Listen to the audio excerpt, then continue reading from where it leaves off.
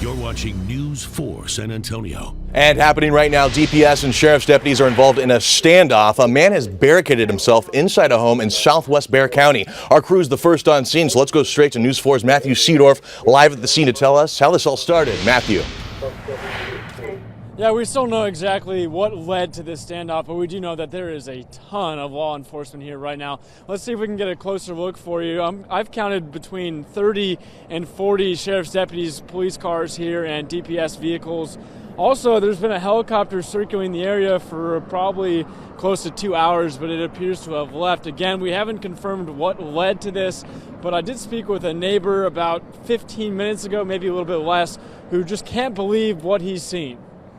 At least 30 police cars and a couple of ambulances. Like I said, I don't know what's going on. There's cops from all over. So your guess is good. And again, this is Interstate 35 right behind me. Interstate 35 northbound towards San Antonio is a little bit slow coming from the Lytle direction. But again, we'll be following this very closely for the very latest and to see what led to this standoff. Back to you. We've seen at least 4 or 5 drivers lose control, lose traction, like right here up where you can see right now. This is what's happening because there is ice on this bridge, so people have to tiptoe around this accident scene. And remember that the road is still very icy, very glassy, and it's hard to see until you hit those brakes. Well, that was a pretty dicey situation there this morning. That happened live on News 4 San Antonio today. But that is just one example of how dangerous the conditions really were out there on the roadways. There was a 20-car pileup this morning on the city's north side after hitting black ice on an overpass. It's incredible no one was seriously hurt. Amanda Weber joins us live right where it happened. Amanda, looks good now. Well, Delane, the Jackson Keller off-ramp is now open. It's normal business out here this evening, but this morning it was a much different sight. We deal with car wrecks every day on 410, but not typically 20 at a time. So it was like bumper cars on the Jackson Keller exit ramp this morning. Once I got onto the bridge, saw a young man waving his arms, and I was like, oh my God. So I took my foot off the pedal. And it was over from there. The car just had a mind of its own and took off. Drivers hit black ice, car by car. They started to pile up. 20 in total crashed. That was probably maybe the fifth car in the sequence. And then I got hit and I got pushed in front of 2 other cars that I ran into, and then those cars got pushed into me, and it was just bouncing around. The Castle Hills Fire Department responded with EMS. They say they too were sliding around as they worked to rescue the drivers. Thankfully, no one was seriously injured, but one woman did have to be removed from her car. She was taken to University Hospital in stable condition. her foot was kind of caught in a kind of a crazy way, and it made for a challenge to get her out. Her vehicle was wedged in between one of 4 vehicles that were wedged across the exit ramp. And we were told here this morning that many of those cars were completely totaled. A lot of those drivers were headed to work this morning. They told me, obviously not a morning they were expecting. Reporting live, Amanda Weber, News 4 San Antonio. Well, of course, everybody wants to know how much snow did we get? It varied quite a bit. There was a very thick band that came through right there that dumped 4 inches up in Comal County, almost 4 inches, as you can see, in northern Bexar County, 1.5 up the I-10 corridor, officially 1.9. That's what goes down in the books, and it'll probably be the second most snowfall since 1985. And then you can see 2 inches even further south, which was amazing that the Rio Grande Valley got some of that snow as well. So let me break it down kind of by location. If you're interested, Scenic Oaks 3.8, Timberwood Park, Bernie, the airport, and Helotes. Those are some of the official reports we got. Tonight we're expecting a light freeze in San Antonio and in many other areas, a harder freeze up into the hill country, getting into the mid-30s towards the south. So one more time to bundle up, and then we're in good shape. We'll let you know what the rest of your week looks like when I come back. Albert, we're up here in Edit Central, and we want to put last night's snowfall into a little perspective visually. The editors have pulled up footage from the last time San Antonio saw this much snow. If you're over 40 years old, you remember this. January 1985, almost 33 years ago. This was the mother of all snowfalls. We see the Tower of the Americas, of course we see the Alamo, and yes, we see the snowmen. Once in a lifetime, we weren't going to top this, but but we do now have a second place, new second place, 1.9 inches officially at the airport. That surpasses the 1.3 inches that fell back in January of 1987. Makes last night the greatest snowfall San Antonio has seen since that historic storm of '85, which produced 13.5 inches. Brings you into the present moment, and it gives you an appreciation of And coming up in just about 6 minutes or so, we're going to tell you why you may be happier today than you were before it snowed. I'm Emily Baucom, the live desk. Real quick, a traffic alert, 410 and Jackson Keller, where all those problems were this morning. Looking at live right now on TransGuide. It's a parking lot going east toward North Star Mall. I've also got breaking news from the sports world. Police outside Dallas have raided the home of NBA superstar Chris Bosh. These are pictures from our sister station there. DeSoto police say his mother and 2 others are suspected of trafficking crack cocaine and heroin. Bosh played for the Miami Heat in the NBA Finals against the Spurs in both 2013 and 2014. DeSoto police say he's not a target of the investigation. And closer to home, we just learned from local law enforcement there is a missing teenager in our area. 15-year-old Jasmine Valdez hasn't been home since Tuesday, believed to be with her boyfriend, seen there, Devin Griffin. Her family hopes if you see them, you'll let law enforcement know immediately. That's the latest from the live desk. Delane? All right. Thank you, Emily. Tonight, a Cibolo family is desperate for answers after their puppy was shot and killed in their own backyard. News 4 San Antonio's Matthew Seedorf has this family's warning tonight for other dog owners. This was Bailey. Aw, how sweet. A 1.5-year-old boxer with a big heart. She loves hugs, she loves kisses. She'll sit in your face and she'll just stare at you until you do something. I mean, just the happiest little thing in the world. But last Friday, her life came to an end. Rudy Molina had been out washing his truck when he heard a gunshot. I heard a crack, and I looked up and I thought, that's strange. Moments later, Rudy saw Bailey leave the backyard to hide under his truck, and he knew something was wrong. Watching her suffocate, watching her not being able to breathe. Being helpless. When I wrapped her in a blanket, I put her in my truck. There's nothing I could do about it except for hurry up. And I was too late when I got there. The vet took these x-rays that show between 31 and 34 shotgun BBs scattered across Bailey's body. Do you think someone would shoot your dog on purpose? I would hope not. She wasn't. She was a puppy. I mean, all these guys, they're scary at the fence. They're scary at my door. But as soon as you walk in that door, they're going to lick you to death. 1 week later, and still no answers. I don't know what to think. I don't know where to look. I've talked to my other neighbors. No one was home. Whoever shot Bailey in this fenced-in backyard is still out there. I'm afraid for my kids. I'm afraid for my neighbors' kids. I'm afraid for my neighbors' animals. Matthew Seedorf, News 4, San Antonio. How are you feeling today? A little happier than usual? There's likely a good reason for that. Stay tuned for what experts are saying about the impact of the snow on your mood.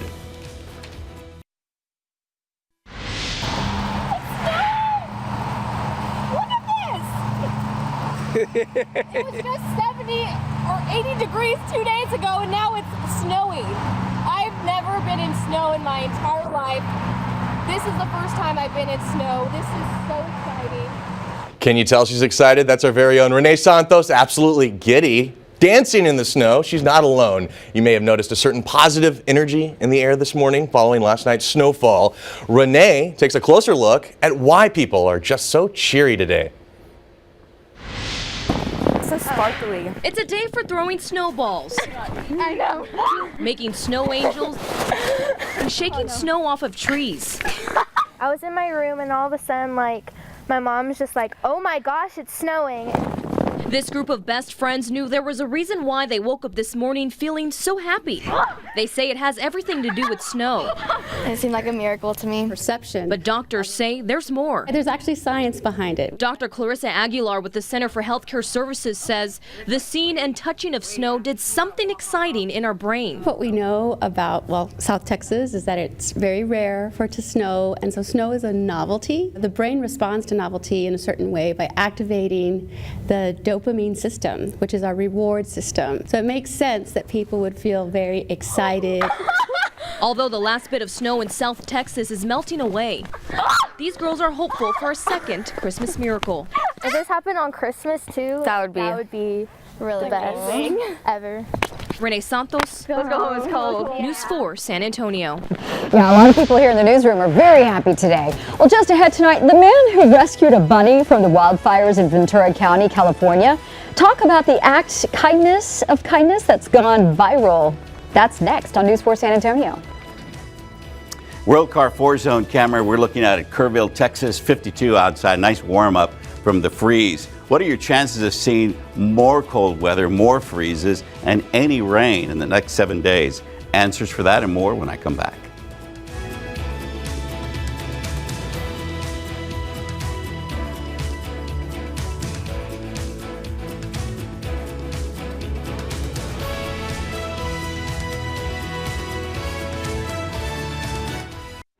For the 5th straight day, Southern California is burning, and right now there is little relief in sight. This is a look right now of the Thomas fire still spreading across Ventura County. As this fire continues to burn, still out of control, more than 5,700 firefighters from across California and the region are doing whatever they can to stop this spread of 6 large wildfires. From Los Angeles up the Pacific coast to Santa Barbara County, stoked by fierce westward Santa Ana winds. God knows whatever else is going to break out during these, what I classify as these devil winds and the dry conditions that we have. It's scary because it moves pretty fast. The winds could dip a bit tonight, but are expected to pick back up again through the weekend. Now to a follow-up to a story we brought you yesterday. Remember this, the California man who captured the hearts of thousands when he saved a bunny rabbit from the fast-moving flames? Well, he is now speaking out. Oscar Gonzalez was driving through the fire when he and his friend spotted this white rabbit, you see right there, running into harm's way. He jumps up in the air. Oh no, he's determined to save the little critter, get it to safety. So Gonzalez decides, he pulls over, this is the burning freeway, and he just scoops up the rabbit. He just couldn't stand the idea of the floppy friend getting hurt. I feel, amazed by, what I done, saving the rabbit, because I didn't want nothing bad to happen to the rabbit at the time. Just trying to, do something good and, between the rabbit and, God, between us. Such dramatic footage. The entire ordeal instantly became a viral sensation. I'm Emily Baucom, the Live Desk, keeping an eye on all those power outages caused by the snowstorm. At one point last night, nearly 90,000 people were without power. CPS Energy crews have been working around the clock. I just checked the latest outages. Right now, more than 2,600 customers still waiting for power to come back. Also have some breaking news to tell you about that a convention center in Dallas has been evacuated. We don't have any details about why. We just know a lot of people have been taken out of a convention center. When I learn more, we'll come back. Back to you. All right, Emily, thank you very much. Puerto Rico is still rebuilding after being hit by 2 major hurricanes. But before Maria or Irma hit the U.S. territory, you may have heard of another disaster there, Zika. In July of last year, CDC Director Dr. Thomas Frieden called Puerto Rico's Zika epidemic horrifying. He warned it could affect 10,000 pregnant Puerto Rican women in 2016 alone, causing catastrophic birth defects in hundreds of babies. Well, that's not exactly what happened, according to the island's governor. I think CDC predicted something like 700,000 supposedly serious cases in an epidemic here. Did that materialize? No, not at all. If we were to have a humanitarian crisis, I'd be the first one to be arguing about that. So the reality is that narrative was certainly overblown. Well, this Sunday on Full Measure, how a false emergency created a real crisis in the economy for Puerto Rico before natural disaster even hit. Beautiful, absolutely gorgeous video of snow falling yesterday. You couldn't get enough. I've seen snow before, but everybody was going crazy because of those big flakes that we had yesterday. It was just great. Second highest amount that we've had in quite some time. 54, beautiful look at our city tonight as we only have some high clouds left. World Car 4-zone camera, 28% humidity, winds are still coming out of the north. What an event we had, and what a beautiful recovery to it today. Still, though, the jet is pulling some cold air into the state, well, into the nation, really. There's that line of snow across now the eastern seaboard. We're in the 50s in the Panhandle, 40 still in El Paso, and 48 In Dallas, that snow made it all the way down to the Rio Grande Valley, which was amazing because they hadn't seen snow in a long time, nor had our coastal sections. But this had a lot of support. That movement of that system moving south carried all that cold air with it. It was able to create that snowfall. So let me review again. Here is where we had the heaviest amounts, northern Bexar County up into Comal County, and then back over north of Austin, or should I say just south of Austin. So 3.8 officially in northern Bexar County, but the amount that goes into the books is 1.9, 2.5 up around the Bernie area, and then south even with 2 inches. So tonight we don't have any of that precip, but it is going to get below freezing in some parts of the 4 zones. So please don't forget the plants, the pipes, and pets and people. 32 light freeze in the city, maybe even a little cooler once you get outside 1604. You ever notice that when you're driving your car and you're looking at the exterior temperature, how the minute you go outside 1604 on nights like this, boom, it just drops. So be ready for something colder than that. So here's what we're looking at hour by hour: 34, about 5, 33, 32, and then it'll start to climb back up again. And by 10 o'clock, we should be at least at 39, if not in the low 40s. So western zone, 62, that's their high, with a low into the 30s. And then hill country, as you can see, they're also going to start nice and cold at 30 degrees. They'll make it to 60 in the afternoon. Central zone, we're going to make it back up to also into the low 60s, starting out cold. Everybody, really, the exception of the eastern zones, they're also going to have a light freeze. So big warm up, big jump in temperature, and you can see that we're going to stay into the 60s. Lows will finally warm back up again temporarily into the 40s, but we drop back yet once again. 7-day forecast for everybody else looks pretty good. As a matter of fact, lots of sunshine no matter where you go. It's all online at news4sa.com. All right, who didn't love the snow? Who? I don't know. One person did not love that snow. I mean, I'm sure there's probably one person out there who didn't like it. We were all little children. Yeah, I know. I cried. Absolutely. She's not joking. I know. I did. But anyway. It was majestic. Yes. All right, this is a little insight into how my mind works. Okay. Yes, which I saw is scary. red and blue, red plus blue, you mix them together, you get purple. And all of a sudden I'm here for that. That's my transition. What guy knows that? Well, that's coloring in grade school, elementary school, get the watercolors. All right, Hannah, Kawhi, what about him? Is he going to be able to play or what? It's the question. Every single game from here on out, we're going to be wondering, but no one wants to see Kawhi come back too soon. But we're all curious when he will be back. We've got the latest next. The city is fighting to keep information from being released on a shooting that happened inside an SAPD facility. Right now, troubleshooter Jay Avila has his hands on a report of that incident, what it says, and the response we're getting from the San Antonio Police Department coming up tonight at 6. The when will Kawhi return questions continue with the latest rumor. According to ESPN, he could return when the team takes on the Mavs Tuesday in Dallas, which then leads us to our next question. When he returns, how will that change the rotation? Pau Gasol, Patty Mills, Manu Ginobili, just a few of the players talking about the adjustment period that will take place once Kawhi is back on the court. But don't misread that as negative. Even with a bunch of guys proving they can handle the minutes, the team knows if they win a long postseason, they need number 2. As I thought before, and I still think, it's going to take a little bit of adjustment. See how he's doing, wait till he gets in his rhythm and rebalance the team. It's going to take I don't know how long it's going to take, but for sure we need him. If we want to have hopes of being the last team standing, we need him to be healthy and on the court. Celtics and Spurs tip off tonight, 8:30 for this one. If Kawhi is supposed to make his return over the next few days, they're all going to be on the road. Spurs 3 road games before returning home on Saturday the 16th. All right, it's time for the quarterfinals of the state football tournament. Tonight at 10, we'll show you the highlights to Falls City taking on Burton, and then they're trying to secure a trip to AT&T Stadium. But before that, at 6, we'll have a preview of a 6A matchup between 2 of the best teams in the state. Tomorrow evening at the Alamo Dome, the O'Connor Panthers will take on Lake Travis at 4. Right after that game, Steele would face Westlake. Also coming up at 6, the road to recovery for J.J. Watt continues. The Texans have dealt with a number of injuries this season, but hear why Watt thinks that could help them in the future. Thank you, Hannah. Also coming up on News 4 San Antonio's Evening Break, a new ATM skimmer has police on alert, how it works to steal your credit card information, and the steps you can take to avoid them. Before we go, let's check back in on that standoff going on in southwest Bexar County. Matthew Seedorf still live at the scene. Matthew, what's the update?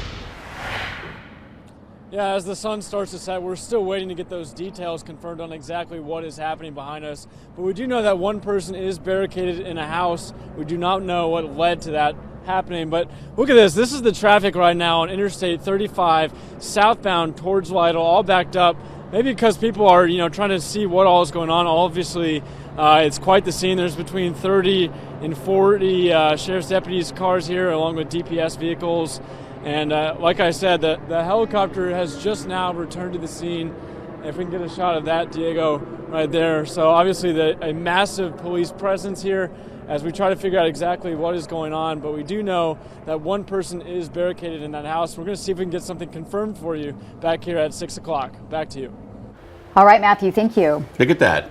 That's how much snow we had in New Braunfels, Scenic Oaks, Timberwood Park, Bernie. Officially here 1.9, which is the second highest ever. You use those snowman graphics just because, it's the seasonal thing, but no, there were literal snowmen. Sure. Yeah. Everywhere. Thousands of pictures were being uploaded Really cool. to social media. I Really mean, cool. it was everywhere. And snowball fights. We had one here in the parking lot. You had some in the parking lot, too. Snow angels. I made a couple of those. An Those were attempt fun. at snow angels. In the parking lot, that would be a little difficult, but I good even job. ate snow. Sorry. I Ate snow. We'll see you right back here at 6. It was white.